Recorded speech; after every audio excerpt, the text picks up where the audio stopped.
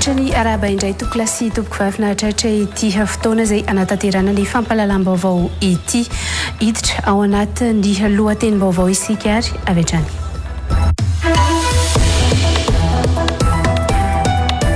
Mpianatra telo sy zandary no naratra nandritra ny hetsika fitakiana nataony mpianatra ny politeknika votovorona ny maraina teo. Mbola nisy mpianatra iray ihany koa voasambotra izay navototry ny mpitandro ny filaminana taoriany hetsika nataon'ireo mpianatra ireo. Ny famoahana ny vatsim-pianarana sy ny fanasarana ny foto-drafitrasiny amin'ny anjerimanontolo izay ambaran'ireo mpianatra fa efa tena faran'izay ratsy nefa andoavan'izy ireo hofatrany isan-taona no tena nitarika ny fitokonana androany.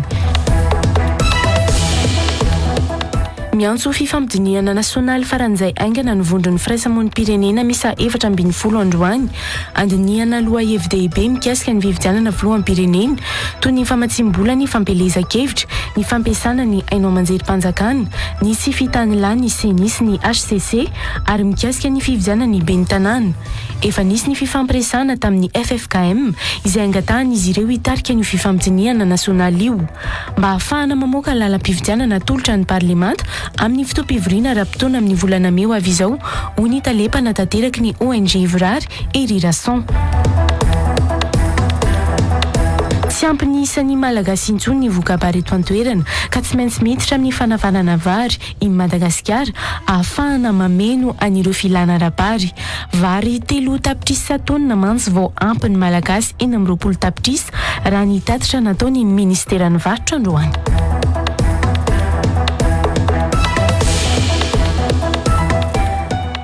Atsotsika indray kosa i Miora hitondra ireo vinavina amin'ny mety ho toetry ny andro ho amin'ny raha-pitso alarobia.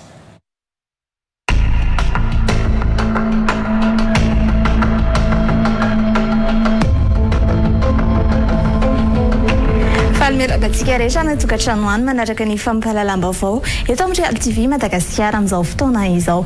Andao ary fantaritsika indray ny mety ho vinavina amin'ny toetry ny andro raha hoandra pitso alarobia. Raha mahakasika an'izay toetry ny andro eto Madagasikara izay dia mbola hitondra rotsakorana betsaka indrindra any amin'ny ilany tsy manany nosy iny ilay sisan-drahona miaraka amin'ny fredy fa mety hivadibadika kosa ny toetr'andro raha ho an'ny afovoantany sy any amin'ny faritra ambiny hitatsika amin'izao ary fa raha ho an'ny afovoantany dia ahitana andian-drahona matevina izy raha toa ka ahitana rotsakorana kosa ny atao fianara-tsoato ary mety rankotrika izany. Tsy tokony ho adinoantsika mihitsy noho izany ny mitondra arorana raha sendra makany fianara-tsoa isika.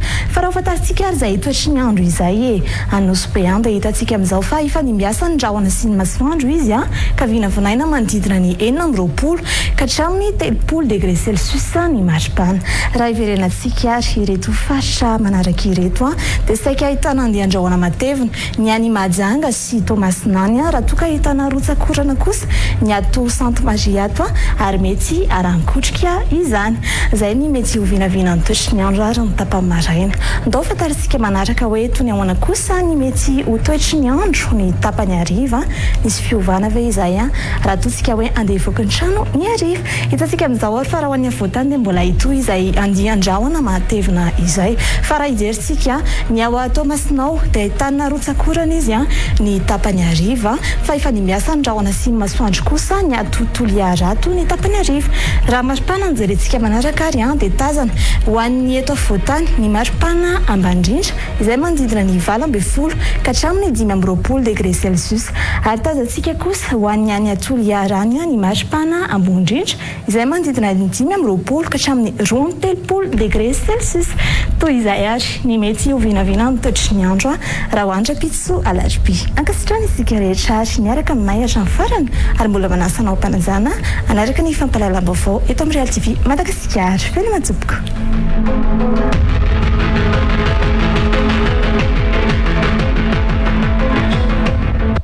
Iverenantsika vetivety ary aloha mialohany idirana ao anatin'ireo vaovao rehetra izay nisongadina tamin'ity androany ity ny lohatenim-baovao. Mpianatra telo sy zandaroa no naratra nandritra ny hetsika fitakiny nataony mpianatra ny politeknika votovorona ny maraina teo. Mbola nisy mpianatra iray ihany koa voasambotra izay navototry ny mpitandro ny filaminana taoriany hetsika nataon'ireo mpianatra ireo. Ny famoahana ny vatsim-pianarana sy ny fanatsarana ny foto-drafitr'asa eny amin'ny anjerimanontolo izay ambaran'ireo mpianatra fa efa tena faran'izay ratsy nefa andoavan'izy ireo hofatrany isan-taona no tena nitarika ny fitokonana androany. Miantso fifampidiniana nasionaly faran'izay aingana ny vondron'ny firaisamonim-pirenena misa 720 androany andiniana loha FDB mikasika ny fifidianana filoham-pirenena toy ny famatsim-bola ny fampelezan-kevitra ny fampiasana ny haino amanjerim-panjakana ny sy fitanilany ny senisy ny HCC ary mikasika ny fifidianana ny ben'ny tanàna. Efa nisy ny fifampiresana tamin'ny FFKM izay angatahan'izy ireo hitarika ny fifampidiniana nasionaly io mba ahafahana mamoaka lalam-pifidianana tolotra ny parlemanta amin'ny fotoam-pivoriana raha-potoana amin'ny volana May avy izao hoy ny talepana tanteraky ny ONG Ivrary Ery Rasson.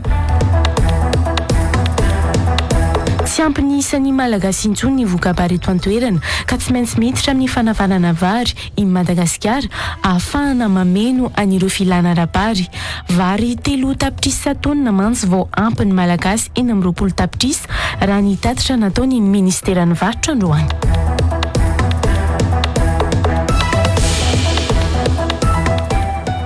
Hiditra ao anatin'ny antsipirian'ny fampalalam-baovao amin'izay ary isika. Olona 5 naratra ka ny 3 mpianatra ary ny 2 hafa mpitandro ny filaminana teny vontovorona nandritra ny hetsika ny tanteraindreo mpianatra ny politeknika ny maraina teo.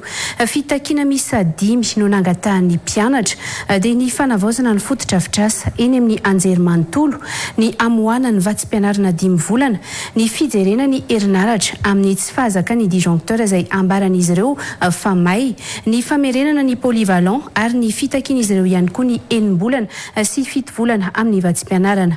Manome hatramin'ny farany volana martsa izao ireo mpianatra amahana ny fitakin'izy ireo nandritra ny hetsika izay nitanteraina teny vontovorona teny androany. Teny an-toerana ihany koa i Mikaela Andrianjaka sy Ian Tsarakotondrainy.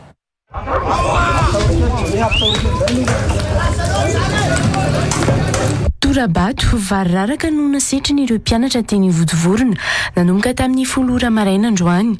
Nobahanan'izy ireo tamin'ny vato ihany koa ny lalana ankoatra ny dorikodianana tamin'ny lalana miazony anjerimanontolo. Nanomboka nidina an-dalambe ireo mpianatra avy eo ary nitohy hatrany ny toratoraka. Tao anatin'izany no nisy ny zandaroa naratra. Taorian'izay no raikitra ny fifandonana.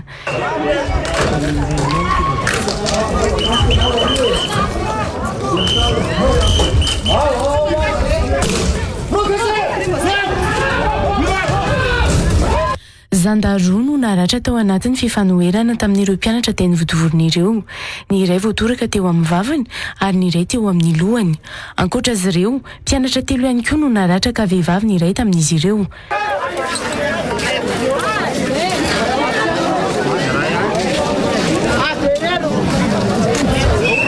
Nambaran'ireo mpianatra nefa fa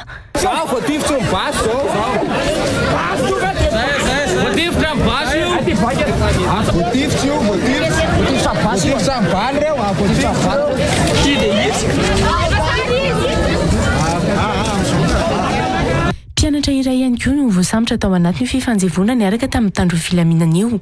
Fanazaziana no nomeny ireo mpitandro ny filaminana azy ary navototra taorian'izay.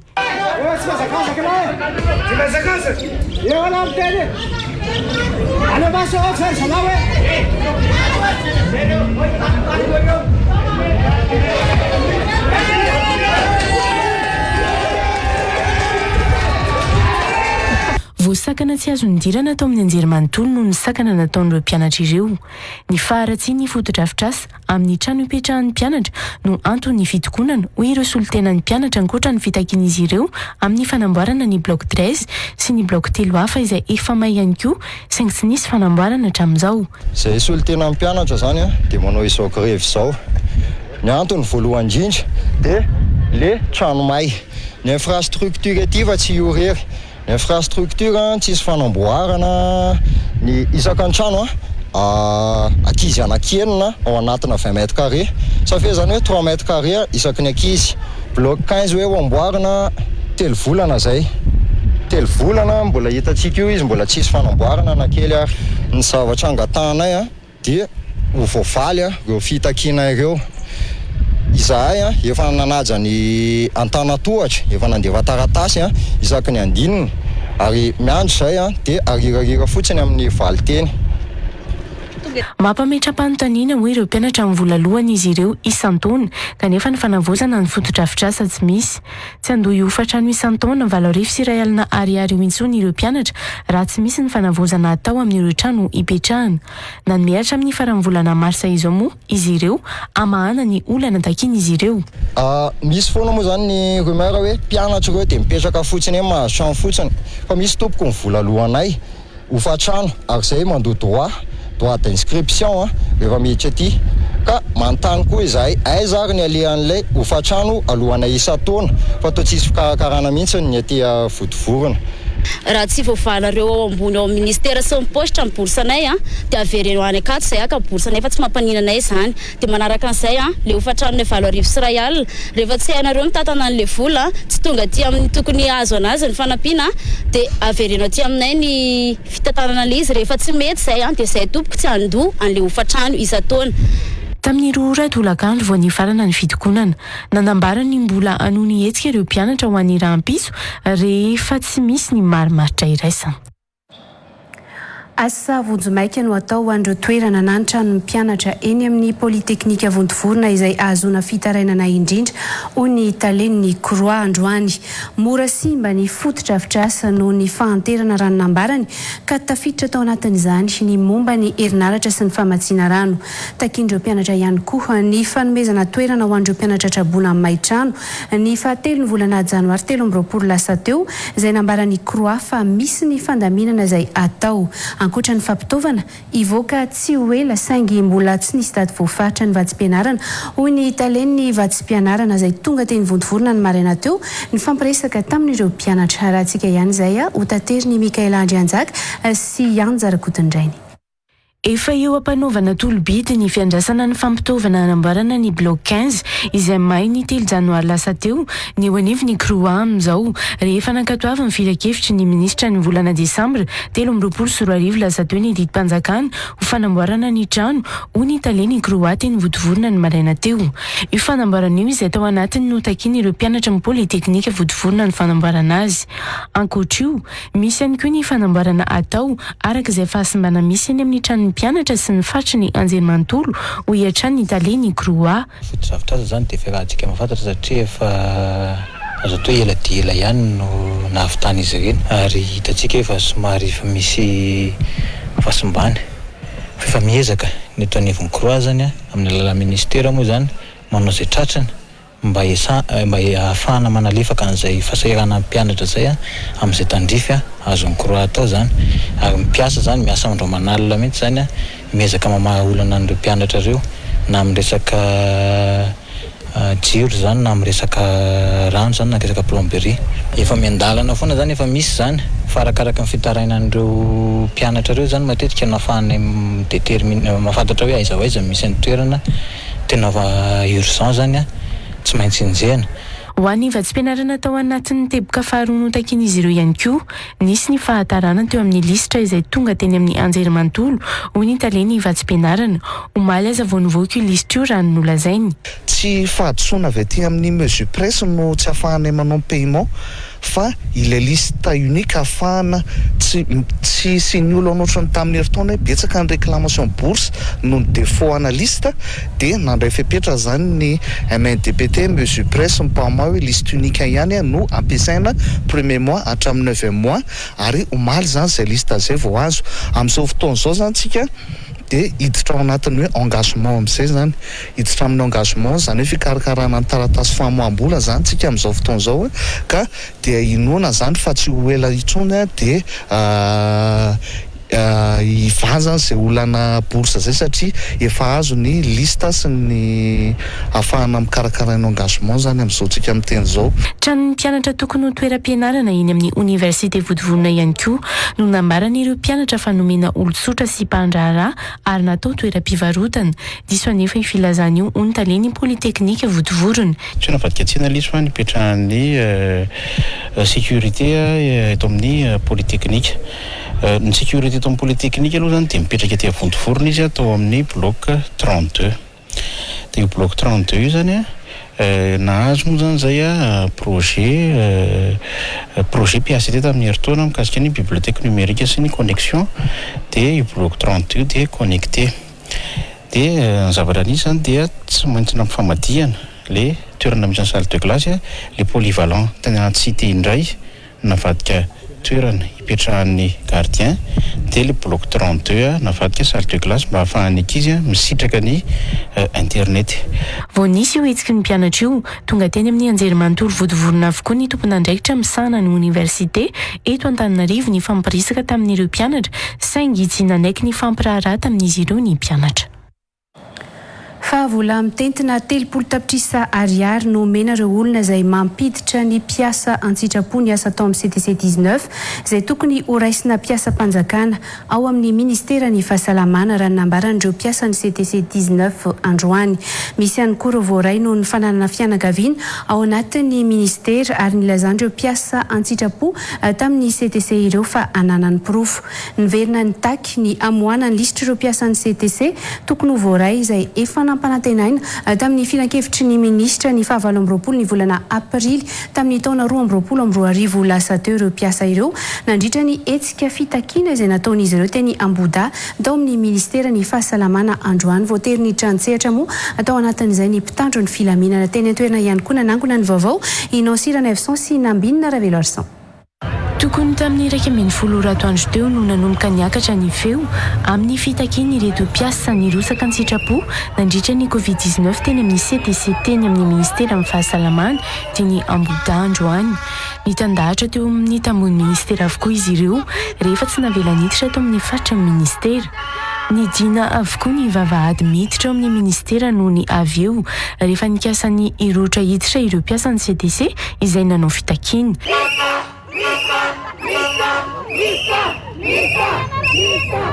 Rehefa ny amafy ny hetsika dia nidina teny an-toerana mitandro ny filaminana nandamina azy ireo. Nivoaka ny fampiresaka teo amin'ireo mpiasa ihany koa ny solitena avy amin'ny ministera ny fahasalamana. Diplôma be no afaka mifampiresaka fa mino afa olon-dehibe tsika dia afaka mifampiresaka mangataka solitena anareo izahay raha ohatra ka afaka mifampiresaka fa sinao tsy afaka mifampiresaka dia mbô tsy maninona fa tsy hitako izay azo atao anareo raha ohatra tsy hiresaka tsy mbola nahafa-po ireo mpiasa nanao fitakiana nefa io fifampiresahana io. Mbola nanamafy ny fisian'ny kolikoly amin'ny fandraisana mpitsabo eo anivon'ny ministera ireo mpiasa an-tsitrapo. Vitsy no voaray ho mpiasa ny ministera ny mpiasa ny CTC izay no mafisany fa tsy mpilansaka tsitrapo ka nanao ny asa maimaimpona izy ireo raha efa nampanantenaina fa ho raisina avokoa nandritra ny filakevitra ministra ny 20 avril 2024 lasa teo. Izy zany tena marina application an'le conseil du ministre ny tena takinay dia zao ny anton'le hoe 30 millions tsy manana 30 millions tsy manana dadato tsy manana deba satria zao miaya be mihitsy zahay fa misy kolokolo mandeha ao sasany tamin'ireo tafiditra reo efa vaka resaka tamin'ireo ankizy reo satria misy ankizy niaraka taminay ihany fa tafiditra ny asa efa vaka resaka tamin'ireo olona reo hoe mandoa 30 millions zany mahatonga ny reny aho hoe lasa mitabatabana zany izahay hoe tsy manana 30 millions ny sasany indray misy hoe dadato anay miasa ao nahatonga natafiditra zany mahatonga ny reny hoe tsy manana dadato izy en personne mihitsy misy namany ato amin'reto olona rehetra hitantarany zavatra anananay pirofo zany misy any anatina MP misy capture misy miresaka izy sy tany. Mbola itony olona raha tsy mivaly fitakiana ho ihany ireto mpiasa ny CTC 19 ireto. Dia tsy mijanona tsony mihitsy ny tolona ny any amin'ny faritra rehefa andalana daholo ny akabetsahany efa presque complet izahay rehetrarehetra zao hatramin'izay mantsy zahay maivamaivana foana tsy mijanona tsony mihitsy zahay na izy manome daty hoe amin'izao mivoaka ny lista na misy lista mivoaka. Tsy mbola nanome daty amin'ny famoahana ny listra araka ny fitakiana natao ny ministera ny fahasalamana taoriany fifampiresahana niaraka tamin'ny solitena ny ireto mpiasa ny CTC 19 raha nitatitra nomen'izy ireo. Nampanantenana ny amoka référence omena andreo mpiasa ny CTC ny ministera aoriany fahatapera ny fandraisana mpitsabo izay tokony efa ho tapitra omaly mba ahafahana mahazo antoka fa tena mitony ny fandraisana azy ireo ho mpitsabo.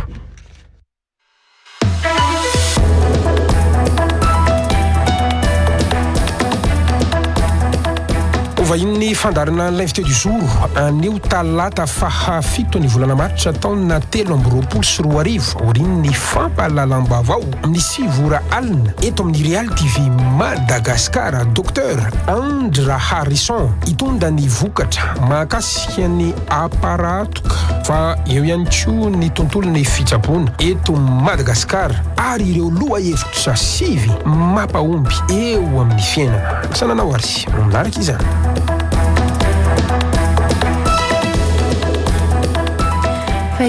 Dr Andra Harrison no hiaraka amin'ny Gasikara Fenso aoriany zao fampahalalam-baovao zao, izany hoe amin'ny tapany faharoa ao anatin'izay fandarana l'invité du jour izay.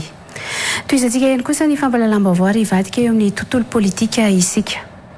Miantso ny FFKM hitarika ny fampitaniana nasionaly ho tanterana eto amin'ny firenena ny vondra ny firaisamonim-pirenena izay nanao fanambarana androany.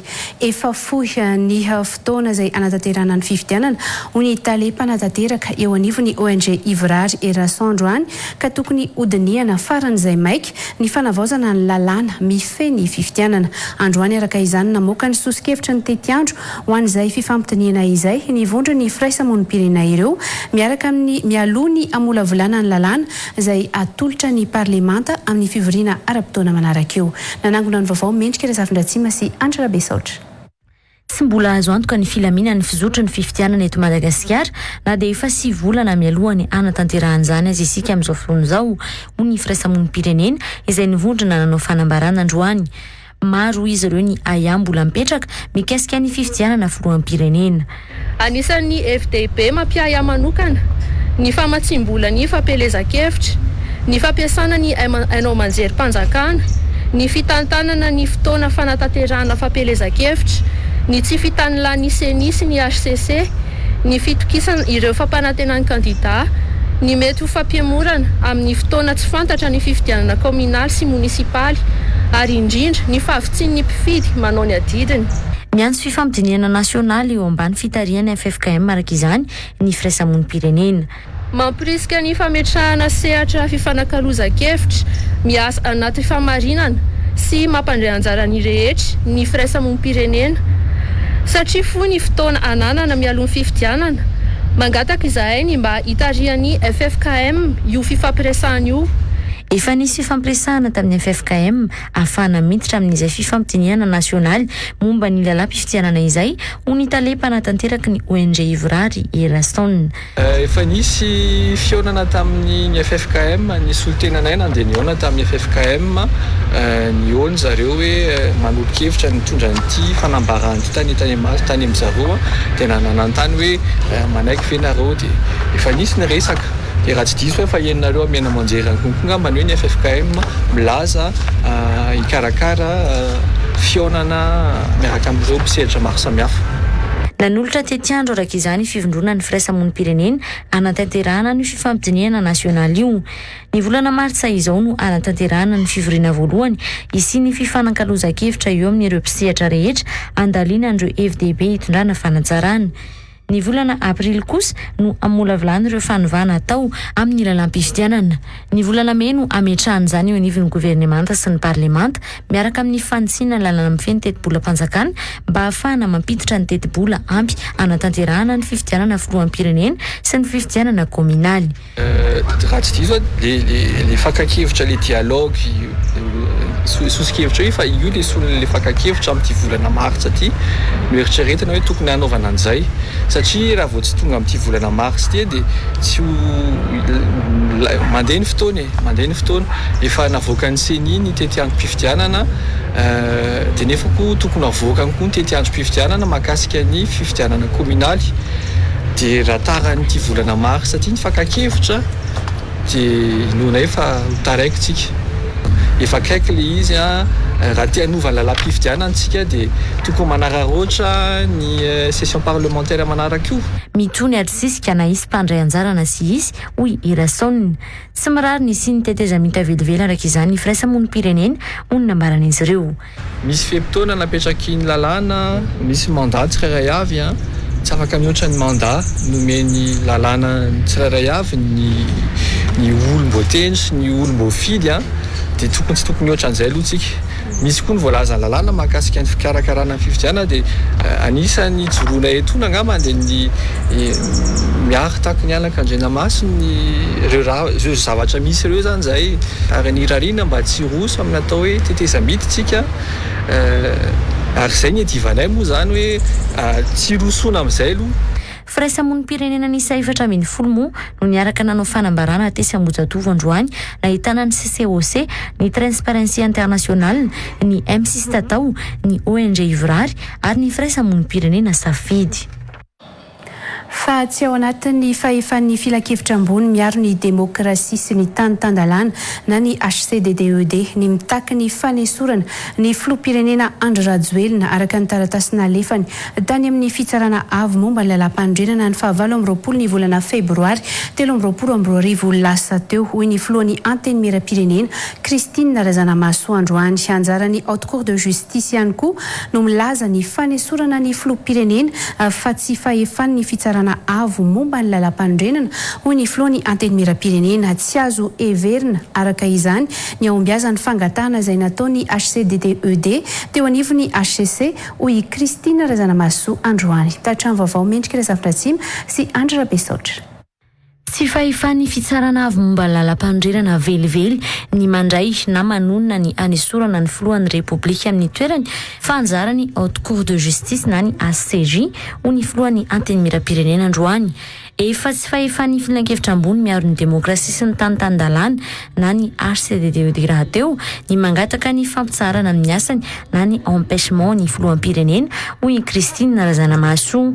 Raha tsy ivina tokoa ny fanamarina ny HCC na ny contrôle de constitutionnalité ny tsy fanarahana ny andininy fa 740 ao anatin'ny lalam-pandrenana izay tsy azon'ny filoham-pirenena miditra amin'ny asa ao anatin'ny antoko politika na vondrona politika tamin'ny namoriny solombavam-bahoaka IRD teny amin'ny Arena Ivandry ny 7 Desambra 2024 andro nametrahany solombavam-bahoaka misy 500 ny fitsipaham-pitokisana ny gouvernemanta teo anivon'ny bureau marche ny anteny miram-pirenena no isany notaki ny HCDDED tao anatin'ny taratasy nalefany teo anivon'ny HCC ny 20 febroary 2024 lasa teo.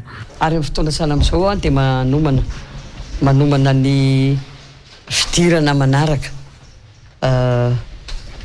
Io moa raha nisy aniny fitsipaham-pitokisana iny dia mbola manontany zany ianao hoe ho avy mbola hisy fitsipaham-pitokisana ve amin'io avy io tsika tsy tompony rapitso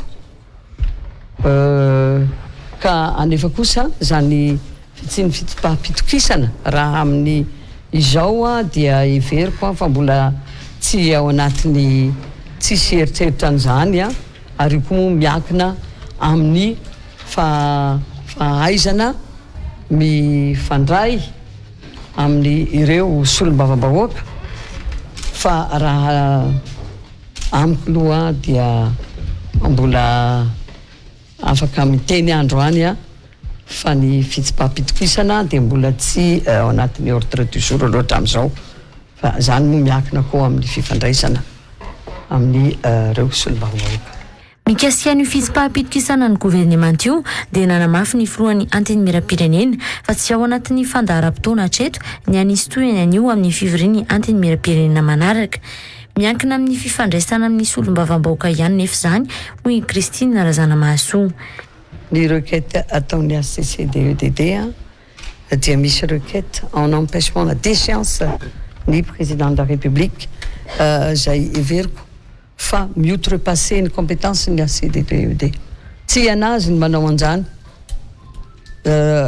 na mandeha any amin'ny HCC tsy any amin'ny HCC tokony anao an'izany fa ny miteny an'izany dia ny any amin'ny haute cour de justice tsy fahefany haute cour constitutionnelle cour ny ilazan'izany déchéance na empêchement zany miconstaté fotsiny izy fa compétence de haute cour de justice zany ka everiko fa zay requête ampidiriny HCDDED amin'izao zany dia sceptique aho ny hoe hiabotira le izy. Ny 20 febroary 13 sy 20 lasa teo moa no namerina nandefa ny taratasy teo anivony HCC ny HCDDED ary nanova ny antonantony ho fangatahana ny contrôle de constitutionnalité mahakasika ny fampiatona ny fitsipaham-pitokisana ny gouvernemanta. Fangatahana ny hevitry ny HCC na demande d'avis kosa ny taratasy voalohany nanefa ny HCDDED ny 15 Desambra 2024 ary tsy azo noraisina araka ny avis navoaka ny HCC ny 20 Desambra 2024. Mbola jany amin'izay lafiny politika izay ihany isika afaka mihintsana ny zoam-pirenena malagasy any filoham-pirenena raha misy ny fahazona lalana avy amin'ny gouvernemanta ampitsana izany raha manana zoam-pirenena iray hafa tokoa izy araka ny voafaritra ao anatin'ny 570 ao anatin'ny fehezan-dalàna momba ny zoam-pirenena malagasy na ny code de nationalité ho ny filohan'ny anteny mera-pirenena sady na Kristina Razanamasoa Androany malagasy ray sy reny hoy izy ny filoham-pirenena ary mitondra anarana malagasy ka nodisony tanteraka ny filazana fa tsy tokony azo irotsaka ho fidiana filoham-pirenena i Andry Rajoelina. Mbola mitono hatramin'izao ny ady hevitra mahakasika ny fizakany filoha Andry Rajoelina zoam-pirenena frantsay ankoatra ny zoam-pirenena malagasy izay ananany. Mitatra izay hatrany Mendrika Razafindratsima sy Andry Rabesotra.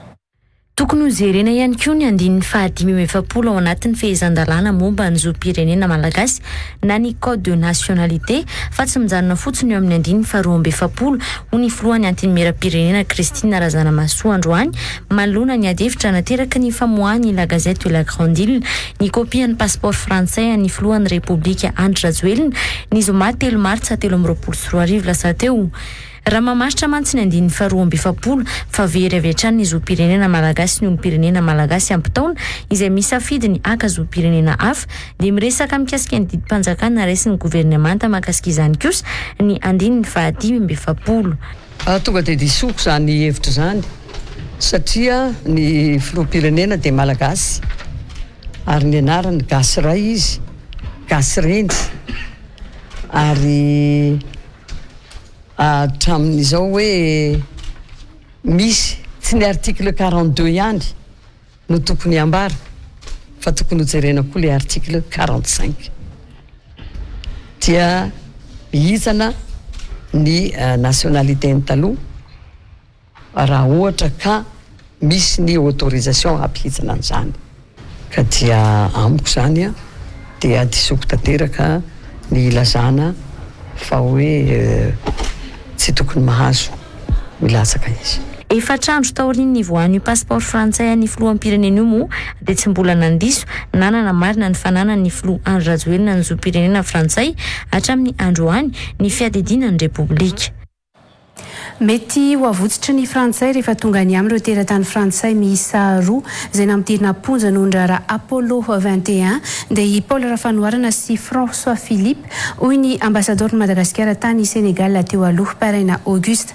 Fantatry ny frantsay avokoa mantsy hoy izy mikasika ny fivoaran'ity raharaha ity toy ny tsy fampiatsona mihitsy ny Romy Andrianarsoa tamin'ny fanadihadiana mikasika ny Apollo 21 kanefa izy vao nitendrena ho talen'ny kabinetra ny fiadidinan'ny Repoblika farany teo. Ny fifampirarahana amin'ny fanjakana malagasy amin'ny hampodiana any Paul Rafanoarana sy Philippe François ny amin'ny tanany saziny any Frantsa moa no voalaza ny gazety Africa Intelligence fa isan'ny antondiany ministra ndrarambahiny frantsay eto Madagasikara izay tsy iza fa i Catherine Colonna amin'ny farany volana aprily 2024 avy ity. Tatry ny vaovao Mendrika Razafindratsima sy Andry Rabesotra. Andalo iray andro eto Madagasikara ny ministra ndrarahambahiny frantsay Catherine Colonna amin'ny farany volana aprily ho avy izao raha ny vaovao navoaka ny gazety vahiny Africa Intelligence. Ankoatra ny fanaova-tsony ampiara-miasa iarahan'ny fanjakana malagasy amin'ny Agence Française de Développement na ny AFD dia isany ao anatin'ny fandaharam-potoana ny ministra ndrarahambahiny frantsay ihany koa ny dinika mikasika ny raharaha Apollo 21. Io raharaha Apollo 21 io no tena hatongava ny ministra ndrarahambahiny frantsay eto Madagasikara ho ny ambassadeur ny Madagasikara tany Sénégal teo aloha paraina Auguste. Tsy ahivina tokoa fa efa nangataka ny fampodiana ny Philippe François amitan'ny saziny any Frantsa ny fanjakana malagasy taoriany fihaonana teo amin'ny ministra ny fitsarana malagasy sy ny sekretera jeneraly ny fiadidinan'ny Repoblika tamin'ny mpanolosainy ny filoha frantsay Emmanuel Macron tany Paris ny volana Desambra 2024. efa tena mafy ny fandraisan-dahatra na ny lobby nataony fianakavian'ireo teratany frantsay ireo hoy Parena Auguste. Le teny tongavana aloha dia io resaka polo 21 io ihany dia amoakana ry zalana natao transfert-nizy anankiroa regny. Io zany ny tena objectif-na ry zareo aloha dio satria io mafy koa le pression ny fianakavian'le olo migadra ty amintsika an'io mafy ny pression amio lobbying amio ny société civile aminary zareo agny manao pression amio io ny tena mamay anazy voalohany. Tsy maintsy fantatra ny frantsay ny votoatin' io raharaha io indrindra fa ny mahavoasaringotra ny Romi Andrianarsoa daleny kabinetra ny fiadidinan'ny Repoblika vaovao tamin'io Apollo 21 io hoy Parena Auguste. Eo ihany koa izy ilay vehivavy iray antsoina hoe Florence izay tsy noenona mihitsy tao anatiny fa mitorana. Maro le zavatra nisy ny teniteny teo hoe maninona sy mba nansogny tamin'ny tribunal koa zareo zay voatongotongo tao.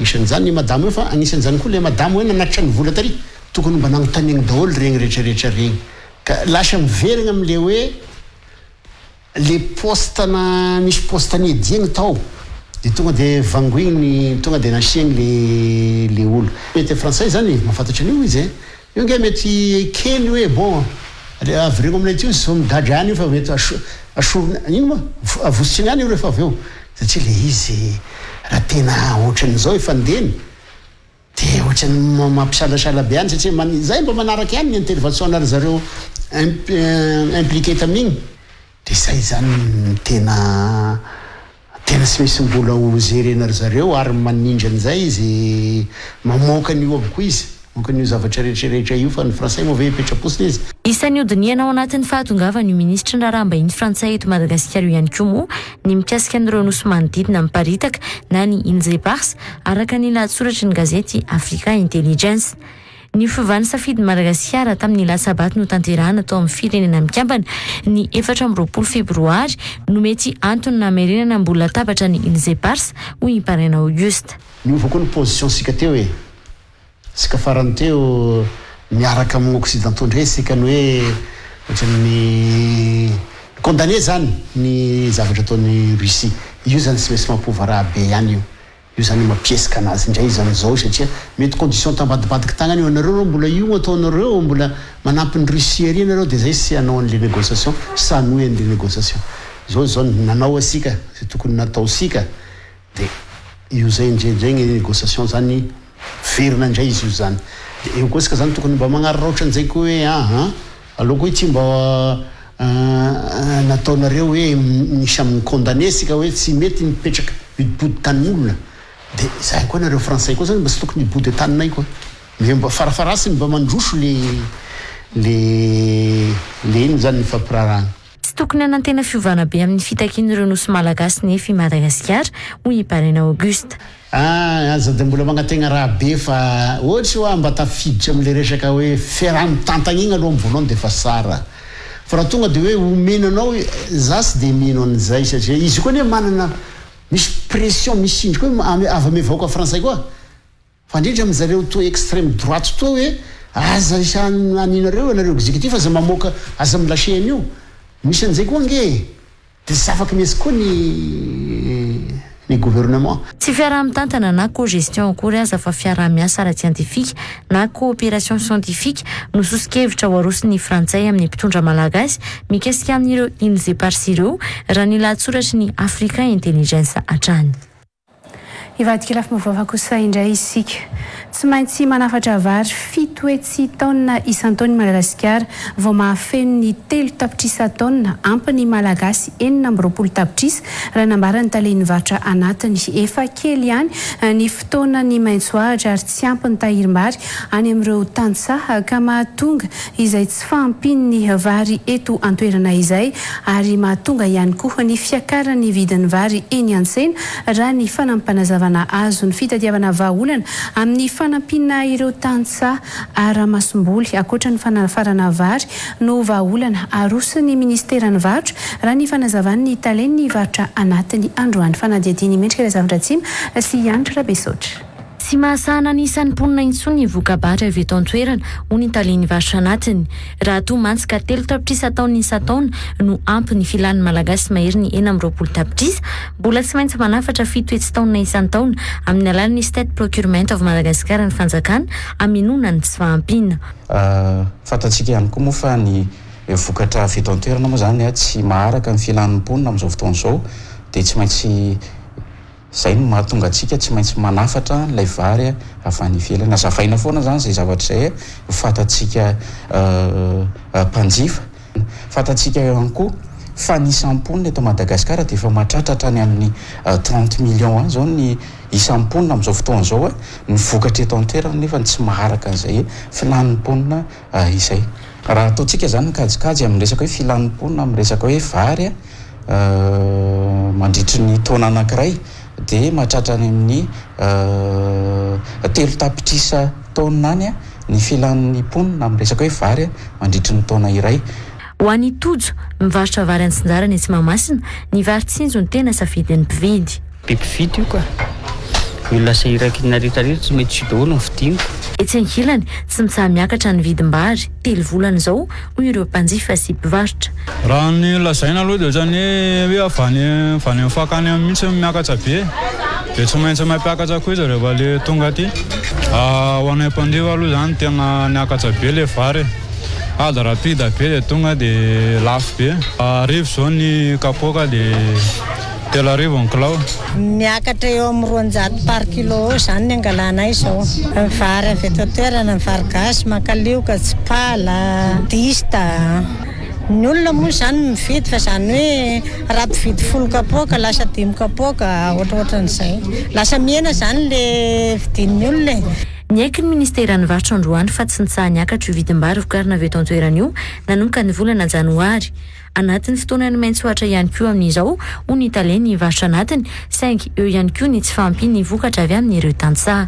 Marina dia marina tokoa fa tamin'ny fiandohan'ny volana 2024 dia tsy nitsahatra niakatra ny vary vokatra eto an-toerana. Fatatsika tokoa zany amin'izao fotoana izao fa tena hoe tafiditra ao anatin'ny vanim-potoana maintso ohatra isika tena tafiditra ao anatin'ny hoe hitatsika ireny rivo-doza mifanesy eto amin'ny firenentsika ireny ary tsapantsika ihany koa fa miratsy ny lalana ny amin'ireny famoahana vokatry ny tantsaha ireny.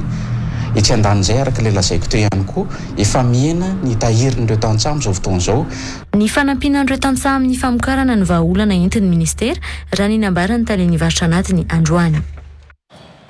Ho any atsimo nosy ihany kosa isika mbola adiby rano hatramin'ny Androany ny Kamaron'ny Fokotany ao anatin'ny tanàna ny Toliara voalohany ao maro ireo olona tsy te hiala amin'ny tranony ka miafy ao anatin'ny io ranobe io ambarandreo mponina fa ny tsy fahampiany fivoahan'ny rano sy ny fanondrenana tsy ara-dalàna ny tena mitarika io fiandronany ranobe io. Mbola nisy ihany koa ny rotsakorana ho an'ny Androany maraina tany Toliara tany saingy efa nanomboka ny sava izany ny tolakandro teo. Fanadiadiana ary arahantsika amin'ny ekipa ny RTS na radio télévision Cité Annie Thomas Annie Toliaran.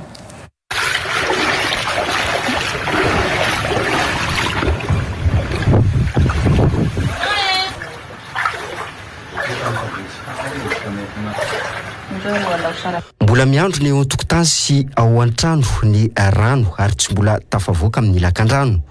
Voatery miafy ireo mponina raha ny fanadiadiana tamin'ity tokantrano iray ity taoriana ny fandalovan'ny rivo-doza Fredy. Tamin'ny sabotry tsy simba iaby tsy entana iabiaby to atsamitsy kahena dray miabiaby raha sanady koa mila fanjakana mpamboary raha eto moa zany misy sanandro rano hoe fatro le rano fa miakatsy mare dia farany mihitsy an-trano dia mila fanamboara amin'izay dia mila fanampiana zahay mbola miaina ao anatin'ny fiafiana tanteraka ireo olona eto Toliara lena avokoa ny ankamaroany entana.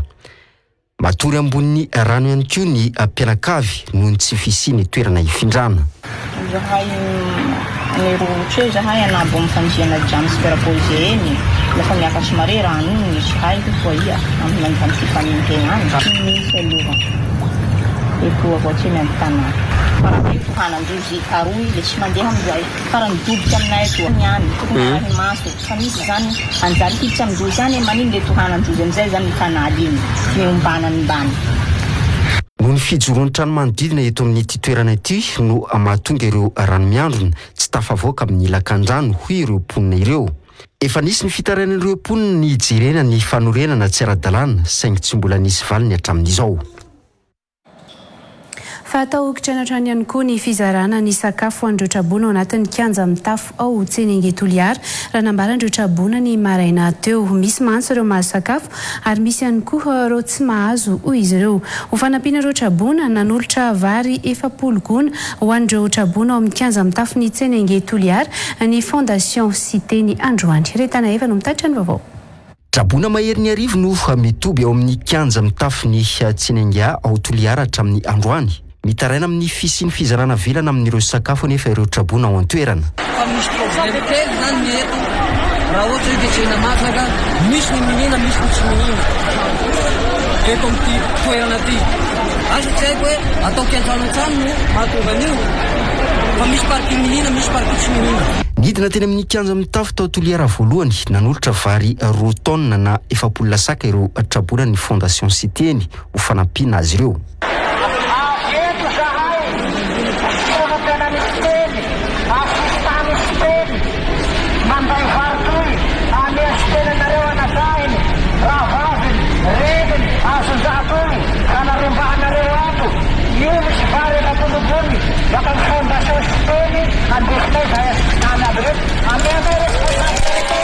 Vonisy ny fizarana tsy nanaiky ny fandaminana amin'ny anodinana azy io hoanina masaka no zaraina ireo Trabona no zaraina vary manta noho izany ireo fanampiana. Araka ny fandaminana moa zany dia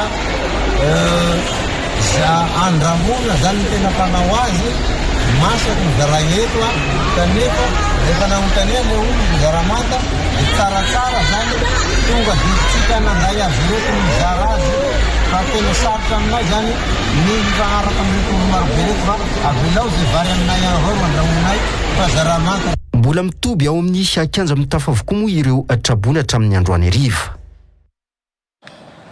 Eo amin'ny tontolon'ny baolina kitra dia tsy nahazo ny anatanterahana ny lalao miverina amin'ny fifanitsanana ny kanina hoeto Madagasikara izay fanandrina ny Bahare sy Centrafrique Madagasikara na dia isan'ireo niady ny anatanterahana izany eto an-toerana ihany azy. Ny amin'ny kianjan-Douala ny Cameroun no anatanterahana ny lalao miverina fa ny 17 ny volana Martsa ho avy izao araka ny vaovao izay navoaka ny Fédération Malagasy ny baolina kitra saingy mbola miandro kosa izany raha tsy misy ny fiovana farany. Afaka 17 andro kosa no anatanterahana ny lalao mandroso eo amin'ny kianjan'ny Bahare Mahamasina. Nivoaka androany moa ny lisitra ireo mpilalao 20 izay andrafitra ny ekipa ny Bahare Madagasikara hiatrika io lalao fifanitsanana ho an'ny kanina io iadina miaraka amin'ny Centre Afrique. Raha tsika ny andindiny. Ho an'ireo mpilalao androany no namoahany Fédération Malagasy ny baolina kitra ireo mpilalao voatazona. Ho an'ny mpiandry Tsatokaso voalohany anatin'ny lisitra Irakoto Asimbola Zakanirina na Inina, faharoa Melvin Adrien ary fahatelo Rajo Mazandry Andrinirina. 7 ireo hitana ny Vodilaharana, Randrianiaina Tantely, Boto Kenjivan, Jérémy Morel izay isan'ireo nahazo fanakianana tamin'ny petit baolina kitra fa tsy tokony lalao intsony noho izy efa lehibe.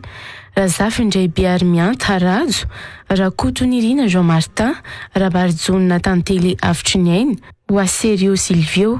12 kosa ireo irakiraka izay voatazona ihany koa ka ao anatin'izany Manuel Anso Ando, Randrian Sfera natokana antenainy, ilay Martra Marco, Amada Ibrahim, Ryan Ravelson, Zotsara Randrimbolona, Loïc Lapoussin, Bertrand Dorian, Koloina Razafindranaivo, Nziva Rakoto Armalala, Andriana Armanana Aroasina ary Lalaina Rafanomezantsoa. 3 zao ao amin'ny lohalarana dia Julio Donissa, Jean-Yves Razafindrakoto ary Yakim Abdallah. Na dia tao anatin'ireo voafantina anovana safidy aza dia tsy tao anatin'ny lisitra Iabel Anissé Sangizy izay efa nilaza fa tsy lalao amin'ny Barea intsony, toy ihany koa Eladari Hirakiraka Panafika, Rakotondrazaka Andoniaina Vodilarana izay nilalao nandritra ny tranona teo. Anatin'ny tsy voatazona ihany koa Thomas Fontaine izay Vodilarana, Rojo Lalaina Andriamanjato izay nifindra tany amin'ny Saint-Pauloise La Réunion, Alexandre Ramandingom Lohalarana FC Vedon, Randriana Antenaina Arnaud milalao any Egypte.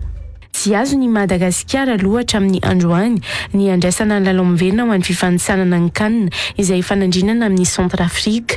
Io lalao io izay atao ny 17 mars ka i Cameroun ao amin'ny kianjan'ny Douala no ambara loatra amin'ny androany fa hanovana ny lalao araka ny fampitam-baovao avoaka ny Federasiona Malagasy ny baolina kitra izay mbola miandry ny fanamarinana farany avy amin'ny Confédération africaine ho an'ny baolina kitra na ny CAF.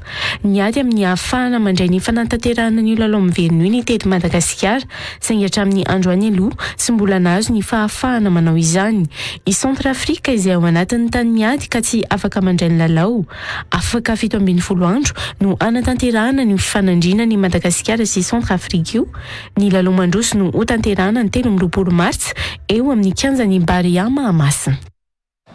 Fanitombo avo telo eny mihoatra ny mpandray anjara tamin'ny taondasa ireo fikambanam-behivavy manerana ny nosy izay hiatrika ny andro ny 20 martsa ho amin'ny rampitso izay ho tanterahana etsy amin'ny kianjan'ny Baria Mahamasina raha nambarana avy eo anivon'ny ny ministeran'ny mponina androany. Efa saika tonga eto Antananarivo avokoa ireo mpandray anjara raha mbola misy kosa ny andrasana amin'izao alina izao.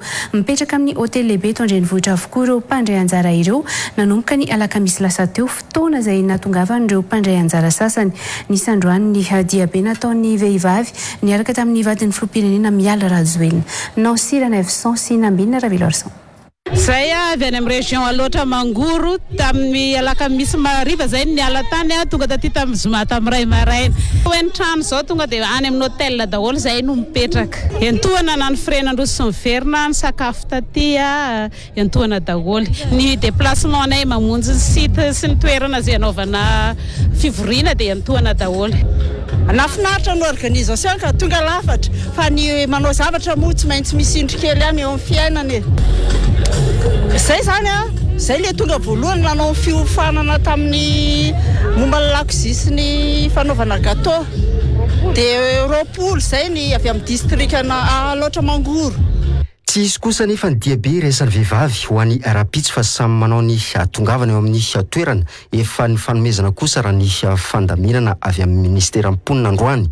Nahitana fitombona ihany koa ny mpandray anjara tamin'ity 20 martsa ity ka tsy maintsy isy ny fandaminana manokana atao iny nambarany. Ny fahatongavan'ny vehivavy mizara roa nisy ny efa tonga tamin'ny herinandro lasa igny zay namesika fampiofanana dia ho an'izay ho avy androany dia efa misy koa toerana manokana nametrahana ny ary zareo. Efa tonga ny solotenany satria manko sy azo adinoisika fa misy ihany koa ny fankalazana any amin'ny faritra sy ny distrika dia nisy fandaminana natao zany dia nezana zany misy solotena aby zany ny fikambanana sy ny faritra izay nampanantenana Andriamatoa. Ny isan'ny nanoratra anarana amintsika amin'izao fotoana zao ankoatran'izay sy ny soratra anarana fa ho tonga dia tena efa afampitomboana telon'olo tafiditra ao agnatiny ao zany ho antsika eto Antananarivo sy ho an'izay solotena isa-paritra dia izay zavatra izay no ezana zany mba isian'ny fandaminana. Rapitso etsy amin'ny kianjan'ny Baria Mahamasina moa no anatanterana ny fankalazana ny andron'ny vehivavy 20 martsa. Fahitra anatin'ny pejy doka isika.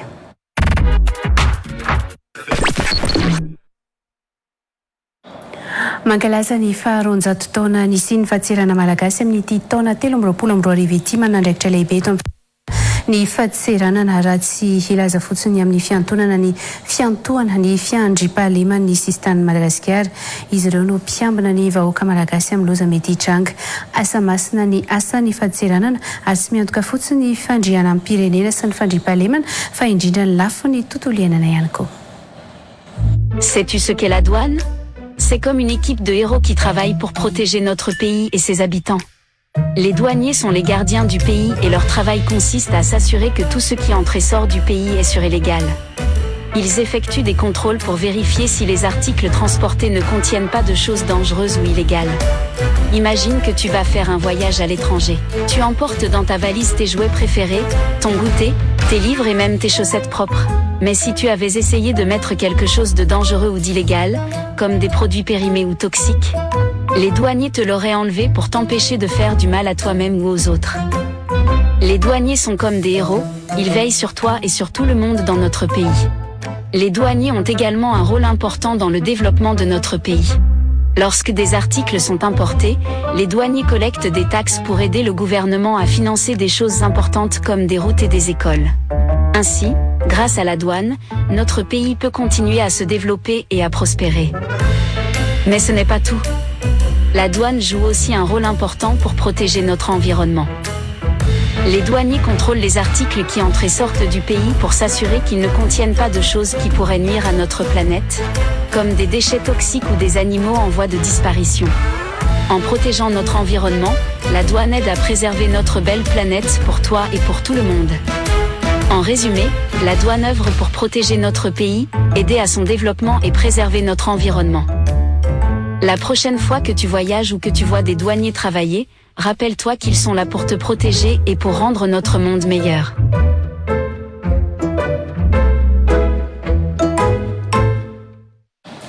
Fa manana andraikitra lehibe eo ny tontolo sy ny asa ihany koa ireo vehivavy miasa amin'ny fahaditsiranana malagasy izay naneho ny fahavononany eo amin'ny fandraisana andraikitra. Amin'izao fankalazana ny andro iraisam-pirenena ho an'ny vehivavy valomartsa izao, nisy ny fampahafantarana ny andraikitra izay sahanin'izy ireo, nambarany fa mitovy ny asa sahan'ny vehivavy sy ny lehilahy ary efa mitazona ny andraikitra sahan'ny lehilahy ny vehivavy eo anivo ny fahaditsiranana anio. Arahantsika indray izay. Rasoana Solo volana avo, contrôleur des douanes. Kanto, mpiasa amin'ny fahaditsiranana malagasy, miasa amin'ny surveillance. Rajarzafy Nourtina Malori, agent de constatation des douanes. Babi, mpiasa amin'ny fahaditsiranana malagasy, miasa ato amin'ny brigade canine. Ny anjara asako ity zany dia eo amin'ny déclaration de devise. Ny asako dia mitondra ireo alika izay voafana manokana amin'ny fitadiavana zava-mahadomelina sy vola fahiny. Manara-maso ny mpandesy ny entany izay miditra ety amin'ny sistantsika. Ny fotoana iasana ety dia mandritra ny 420 ora tsy ankiato. Tsisy asa natokana ho an'ny lehilahy na ho an'ny vehivavy. Tsy misy asa sarotra na mahafiaza ny asa dia mila fahazotoana sy fikorizana. Eo ny asa, eo ny fiainam-pianakaviana. Fa na izany aza dia totosa amin'ny atsaka ny sy andavany ny adidy amin'ny ankohona. Dia rehefa vonona saina dia manaraka ho azy ny herim-batana sy ny herin-tsandry.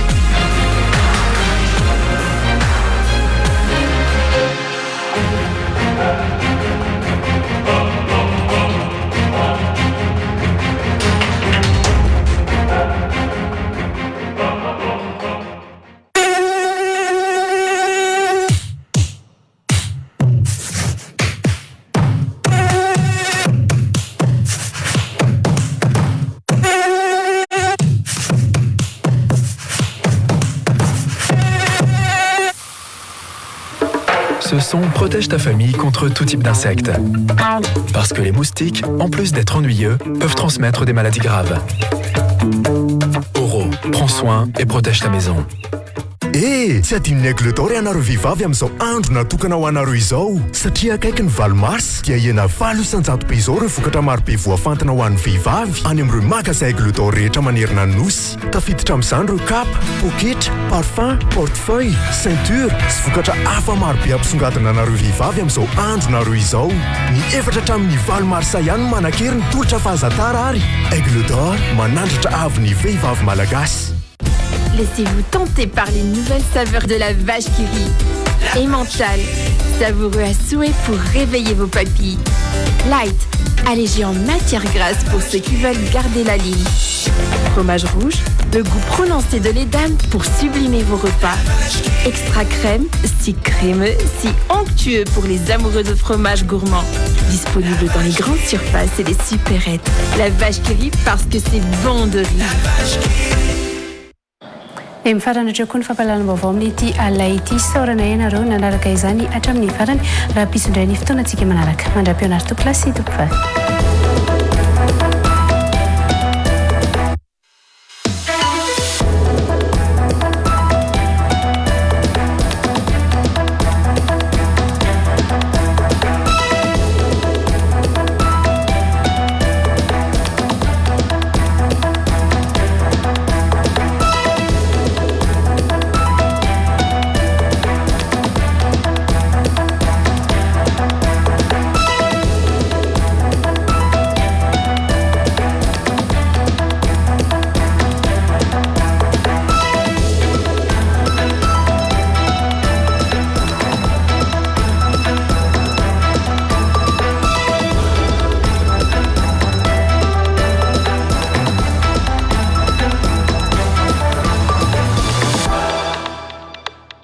Real News Natulchi.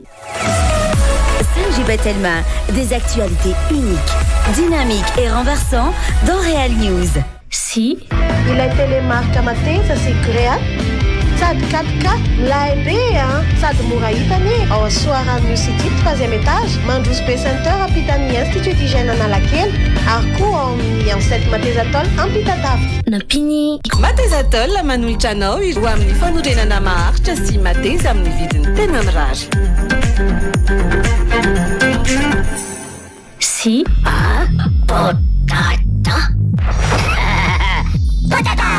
Potata, tes nouveaux biscuits préférés qui donnent la patate. Ari Reko fa afaka baky anao rasefo de inona ny tsakanesana amin'ny prime tekolo manara-penitra ny sady mampazoto mbola tsisy nianatra tato ka lasa jolam-boto investissez dans une valeur sûre choisissez prime à l'avenir.